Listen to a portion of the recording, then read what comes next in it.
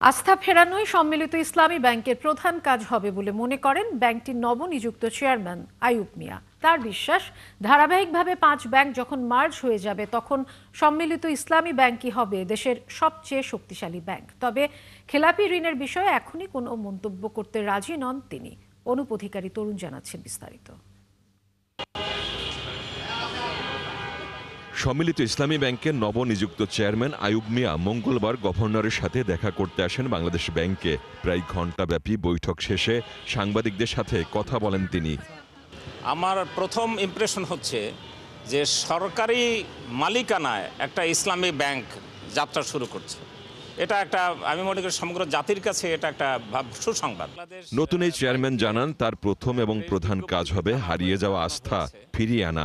আমাদের প্রথম কাজই হচ্ছে আমানতকারীদের আস্থা ফিরিয়ে আনা, এবং আমরা মনে করি যে সরকারি সেক্টরে ইসলামী ব্যাংক আস্থার একটা প্রতীক হয়ে উঠবে, এটা আমি দৃঢ়ভাবে বিশ্বাস করি এবং সে লক্ষ্যেই আমরা কাজ করছি। আজকে আমি মাননীয় গভর্নরের সাথে ইনফরমালি মিটিং করেছি, জেনেছি। অর্থ মন্ত্রণালয়, বিশেষ করে আর্থিক প্রতিষ্ঠান বিভাগের সচিব মহোদয়ের সাথে কথা বলেছি। আমি জানছি, শিখছি এবং ইনশাল্লাহ সেভাবে সামনের দিকে কাজ করতে পারবো। 5 ব্যাংক মার্জ হবে ধীরে ধীরে এবং পুরো মার্জ প্রক্রিয়া শেষ হলে সম্মিলিত ইসলামী ব্যাংক দেশের সবচেয়ে শক্তিশালী ব্যাংকের রূপ নেবে বলেও আশাবাদ জানান আইয়ুব মিয়া। দ্বিতীয় কাজ হচ্ছে যে আইন কানুন বিধিবিধানের আওতায় যে 5টি ব্যাংকের সাথে সম্পৃক্ত করা হচ্ছে সেটাকে এর মধ্যে কিভাবে মার্জ করা যায় অত্যন্ত সুন্দরভাবে, সেই চেষ্টাটা আমি করব। জাতির কাছে একটা আশার প্রতীক হিসাবে এই সম্মিলিত ইসলামী ব্যাংকে সবার সামনে পরিচিত করানো, এটাই আমার লক্ষ্য।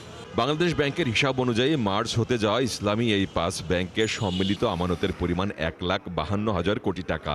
বিপরীতে ঋণ ছাড়িয়েছে 2 লাখ কোটি টাকারও বেশি। বিপুল এই ঋণের বড় অংশই খেলাপি। গ্লোবাল ইউনিয়ন আর ফার্স্ট সিকিউরিটি এই 3 ব্যাংকের 92% বেশি ঋণ খেলাপি। তবে 5 ব্যাংক হিসেব করলে তা দাঁড়ায় 77%। বিপুল এই খেলাপি ঋণ কোন কৌশলে উদ্ধার করবেন তা জানতে চাইলে কৌশলে এড়িয়ে যান সম্মিলিত ইসলামী ব্যাংকের নতুন চেয়ারম্যান। এই বিষয়গুলো সব পরীক্ষা নিরীক্ষা করতে হবে। আমাদের আনুষ্ঠানিকভাবে বোর্ড যখন কার্যক্রম শুরু করবে তারা সবগুলোই অলরেডি সরকার অনেকগুলো, বাংলাদেশ ব্যাংক অনেকগুলো রেগুলেশন করেছে, সরকার আইন অর্ডিন্যান্স করেছে, এর আওতায় পরীক্ষা নিরীক্ষা করেই আমরা সেভাবে সামনের দিকে অগ্রসর। আপনার সম্পূর্ণ পেশাদারিত্বের ভিত্তিতে আমরা আগানোর চেষ্টা করব। Anup Adhikari Tarun, 71, Dhaka. Thank you sir.